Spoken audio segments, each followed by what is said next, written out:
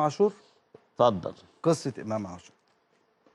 إمام عاشور يا كابتن رضا فاضل له سنتين مع نادي الزمالك. طيب الناس اللي هتقول إمام عاشور امال بيقعد دلوقتي مع نادي الزمالك بيعمل إيه؟ بيجدد عقده؟ لا، هو ما بيجددش عقده. في فرق كبير إن واحد يتم تجديد ليه التعاقد، يعني أنت سيادتك عايز كام؟ عقدك خلص وهديك كام وكام سنة، صح؟ لكن أنت ده في التجديد. ده في التجديد. لكن أنت لسه قدامك معايا سنتين ده يعني إيه؟ يا عالم إن أنت تبقى زي ما أنت ماشي كويس أو مش كويس أو مصاب، الله يعني ربنا يحميه، أو غير أنا مصاب، بحب إمام عاشور. طيب أو موقوف، أو ما أنت ما تضمنش، ما تضمنش. يعني قدامك سنتين. طيب أنت كنت بتاخد كام؟ قرشين. الزمالك خليهم لك، ركز معايا بقى عشان مش هفسر، 7 من قرشين. خلاص.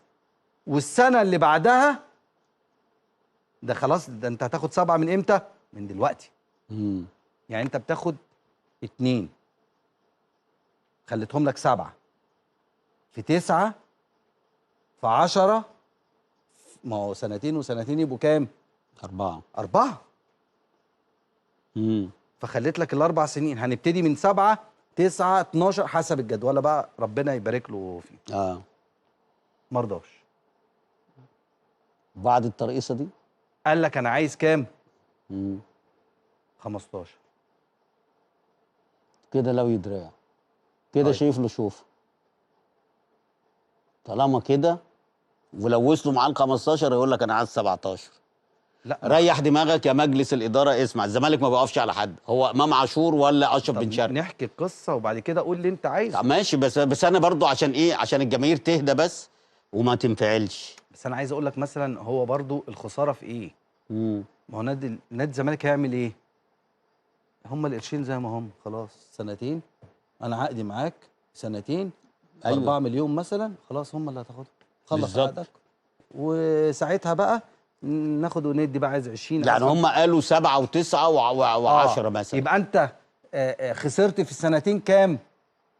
10 مليون. بدل ما كنت هتاخد 2 من النهارده، انت هتاخد 7 والسنه اللي بعدها 8. ادي الفروقات اهي، 5 في 6 ادي 11. انت معايا؟ أيوة. انا اقصد ايه؟ ايوه فاهم.